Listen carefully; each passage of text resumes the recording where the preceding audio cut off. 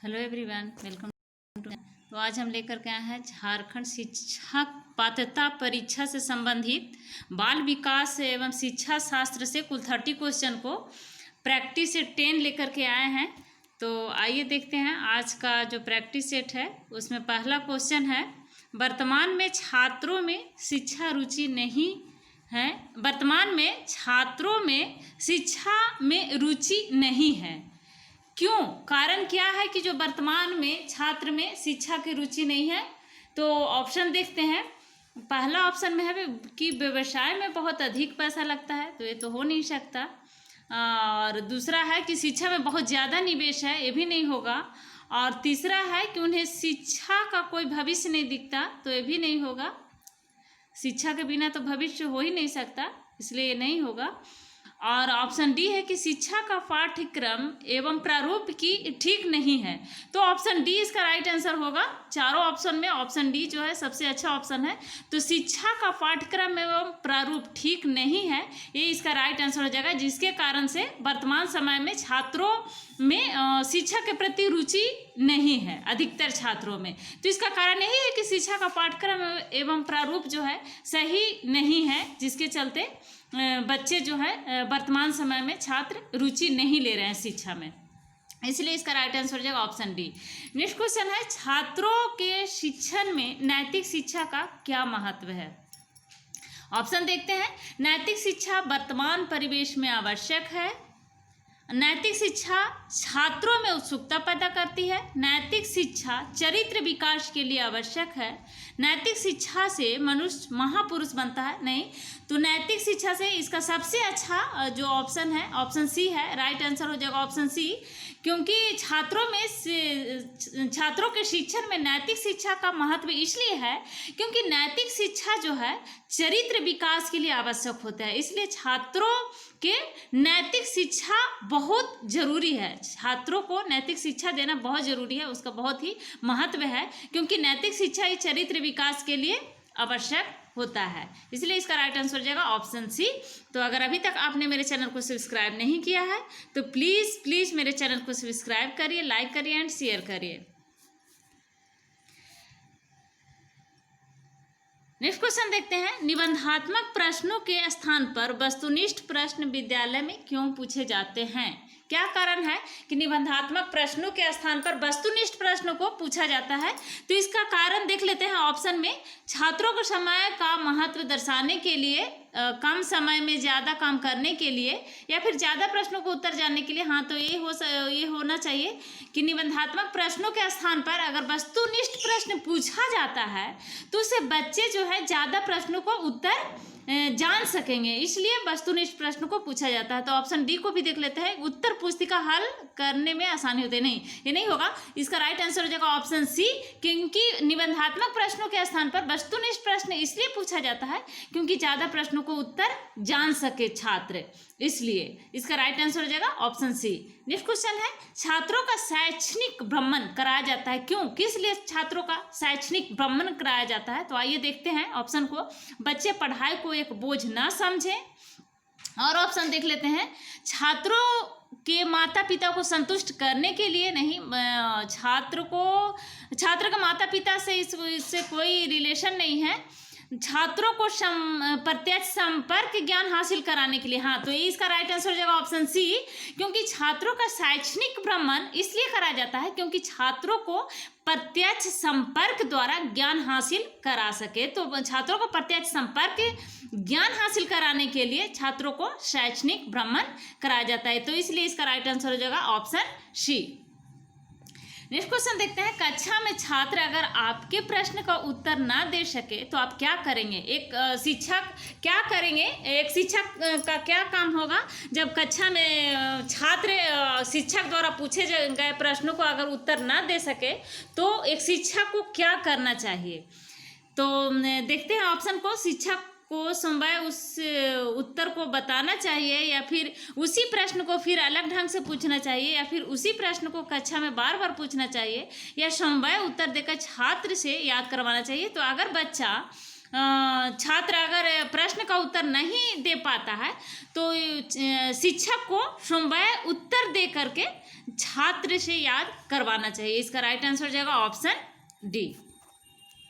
Next question देखते हैं, शिक्षक को पाठ पढ़ाने से पहले क्या करना चाहिए? एक शिक्षक को जब पाठ पढ़ाते हैं तो उससे पहले क्या करना चाहिए? ऑप्शन देखते हैं, पाठ किसी बच्चे से पढ़वाना चाहिए। ऑप्शन बी में है पाठ के मूल उद्देश्य को बताना चाहिए। ऑप्शन सी है कि सबसे पहले कठिन शब्दों के अर्थ को बताना चाहिए। ऑप्शन डी है कि पहले पाठ के प्रश्नों का उत्तर छात्रों को बताना चाहिए।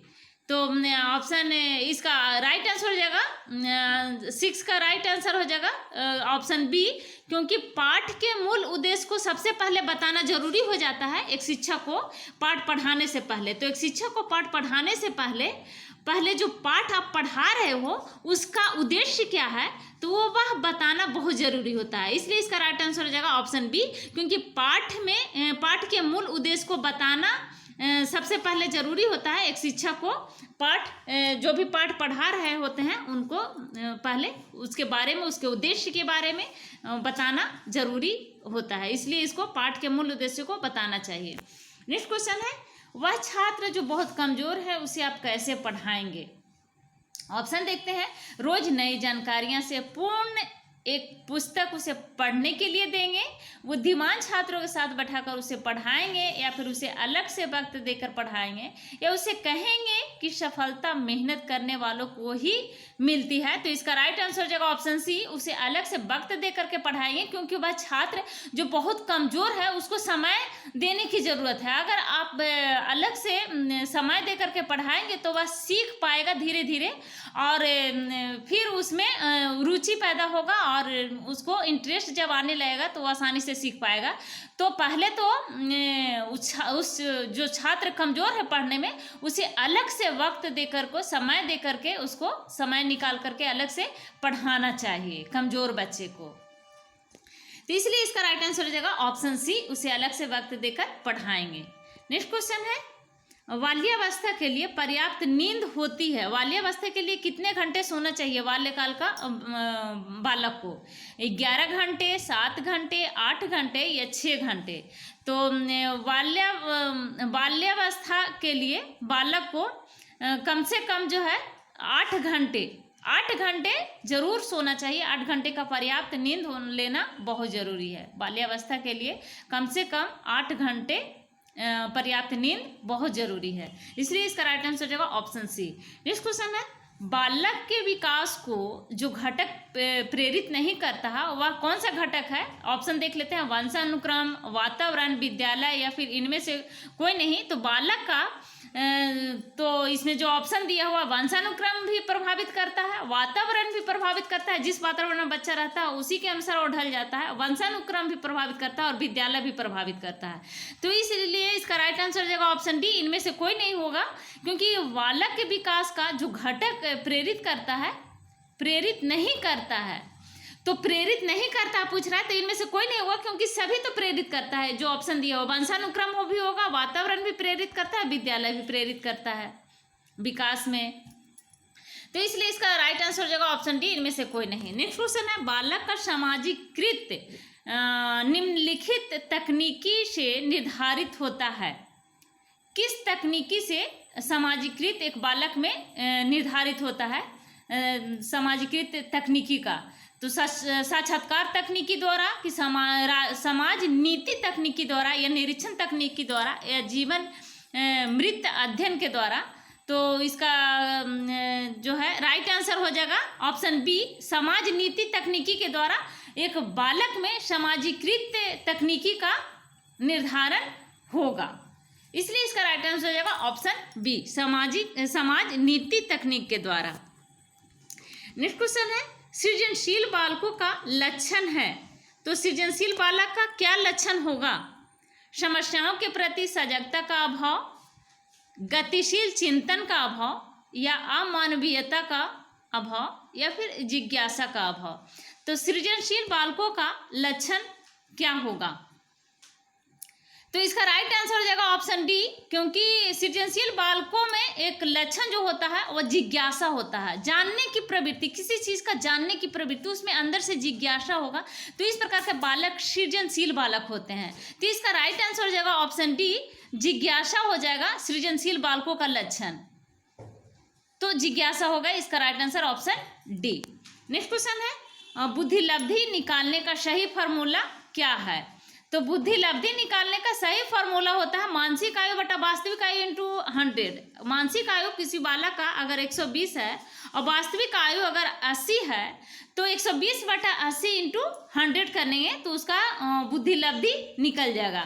तो बुद्धिलब्धि फॉर्मूला निकालने का फॉर्मूला होता है, बुद्धिलब्धि निकालने का फॉर्मूला होता है मानसिक आयु बटे वास्तविक आयु इंटू 100। तो इस प्रकार से इसका राइट आंसर हो जाएगा ऑप्शन बी। नेक्स्ट क्वेश्चन है, बालक के समाजीकरण का प्राथमिक घटक है। तो बालक के समाजीकरण का प्राथमिक घटक क्या होगा? परिवार होगा, राजनीतिक दल होगा, विद्यालय होगा या क्रीड़ा स्थल होगा। तो बालक के समाजीकरण का प्राथमिक घटक जो होगा ऑप्शन डी हो जाएगा क्रीड़ा स्थल। नेक्स्ट क्वेश्चन है, बालक के चारित्रिक विकास के स्तर है। बालक के चारित्रिक विकास के स्तर ऑप्शन देख लेते हैं, मूल प्रवृत्त्यात्मक स्तर होगा या पुरस्कार व दंड होगा या सामाजिकता होगा या फिर ए सभी होगा। तो क्या हो जाएगा इसका राइट आंसर? तो इसका राइट आंसर हो जाएगा मूल प्रवृत्त्यात्मक भी होगा, पुरस्कार व दंड भी होगा और सामाजिकता भी होगा। तो इस प्रकार से इसका राइट आंसर हो जाएगा ऑप्शन डी, बालक के चारित्रिक विकास के स्तर होंगे पुरस्कार व दंड, सामाजिकता, मूल प्रवृत्त्यात्मक। नेक्स्ट क्वेश्चन है, बालकों के विकास की किस अवस्था को सबसे कठिन काल के रूप में माना जाता है? सबसे कठिन काल के रूप में किस अवस्था को माना जाता है? बाल्यावस्था, शैशवावस्था या फिर किशोरावस्था या फिर ये सभी होगा। तो इसका राइट आंसर हो जाएगा ऑप्शन सी, किशोरावस्था। बालकों के विकास की अवस्था को सबसे कठिन जो काल होता है वो होता है किशोरावस्था। कठिन काल होता है किशोरावस्था। तो इसका राइट आंसर हो जाएगा ऑप्शन सी। नेक्स्ट क्वेश्चन है, उत्तर बाल्यकाल का, किशोरावस्था 12 वर्ष से शुरू होता है तो वह जो है बहुत ही कठिन काल होता है। नेक्स्ट क्वेश्चन है, उत्तर बाल्यकाल का समय कब होता है?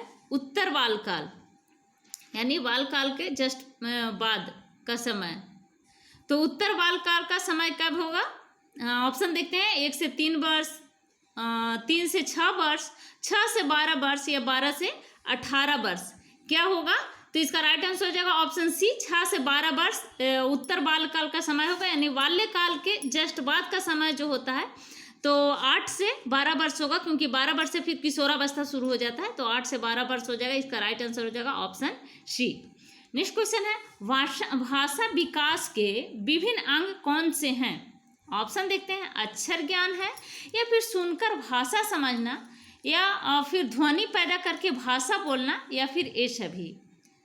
तो इसका राइट आंसर हो जाएगा ऑप्शन डी, क्योंकि भाषा विकास के जो अंग होगा अक्षर ज्ञान भी होगा, सुनकर भाषा समझना भी होगा, ध्वनि पैदा करके भाषा बोलना भी होगा। तो इस प्रकार से इसका राइट आंसर हो जाएगा ये सभी। नेक्स्ट क्वेश्चन है, संवेगात्मक स्थिरता का लक्षण है क्या है? झगड़ालू, विनोदी, समायोजित, भीरू। संवेगात्मक स्थिरता का लक्षण क्या होता है? क्या होगा? ऑप्शन में देख लेते हैं, झगड़ालू होगा, विनोदी होगा या समायोजित होगा या भीरू होगा। तो इसका राइट आंसर हो जाएगा ऑप्शन डी, भीरू होगा संवेगात्मक स्थिरता का लक्षण। नेक्स्ट क्वेश्चन है, लड़कियों में बाह्य परिवर्तन किस अवस्था में होने लगता है? तो ऑप्शन देख लेते हैं, शैशवावस्था, बाल्यावस्था, किशोरावस्था या प्रौढ़ावस्था। तो इसमें जो इसका जो राइट आंसर हो जाएगा ऑप्शन सी होगा, किशोरावस्था में। नेक्स्ट क्वेश्चन है, वह खेल जिसमें बालक स्वयं कुछ बनाता है रचनात्मक होगा, काल्पनिक होगा या स्वतंत्र होगा या फिर इनमें से कोई नहीं होगा। तो इसका राइट आंसर ऑप्शन ए, रचनात्मक हो जाएगा, क्योंकि कोई बालक अगर कुछ स्वयं करके सीखता है, कुछ बनाता है तो रचनात्मक हो जाएगा। तो खेल में वह खेल जिसमें बालक, वैसा खेल जिसमें बालक कुछ जो है खुद बना करके खुद बनाता है, स्वयं बनाता है, तो वह कैसा होगा? रचनात्मक होगा। नेक्स्ट क्वेश्चन है, भाषा विकास के क्रम में अंतिम क्रम यानी जो सोपान है क्या होगा? ध्वनि पहचानना होगा, या ध्वनि उच्चारण होगा, या शब्दोच्चारण होगा, या भाषा विकास की पूर्णावस्था होगा? क्या होगा इसका राइट आंसर? भाषा विकास के क्रम में अंतिम क्रम क्या होगा, अंतिम सोपान क्या होगा? तो इसका राइट आंसर हो जाएगा ऑप्शन डी, भाषा विकास की पूर्णावस्था होगा इसका अंतिम क्रम, भाषा विकास की पूर्णावस्था। नेक्स्ट क्वेश्चन देखते हैं, कोई व्यक्ति डॉक्टर बनने की योग्यता रखता है तो कोई व्यक्ति शिक्षक बनने की योग्यता रखता है। इस कारण से क्या कारण हो सकता है? कोई व्यक्ति जो है डॉक्टर बनना चाहता है, कोई शिक्षक बनना चाहता है, तो इसका कारण क्या हो सकता है? आदत के कारण, या अभिरुचि के कारण, या बुद्धि के कारण, या फिर ये सभी होगा? तो इसका राइट आंसर हो जाएगा ऑप्शन बी, ऑप्शन बी हो जाएगा, क्योंकि अभिरुचि जिसका अभिरुचि होता है, रुचि पैदा होता है, जिसमें इंटरेस्ट होता है, वही बनना चाहता है। किसी को शिक्षक बनने में रुचि होता है तो किसी को डॉक्टर बनने में रुचि होता है, तो इसका कारण यही होगा अभिरुचि के कारण। अभिरुचि के कारण कोई व्यक्ति डॉक्टर बनने की योग्यता रखता है तो कोई व्यक्ति शिक्षक बनने की योग्यता रखता है, इसलिए इसका राइट आंसर हो जाएगा ऑप्शन बी, अभिरुचि के कारण।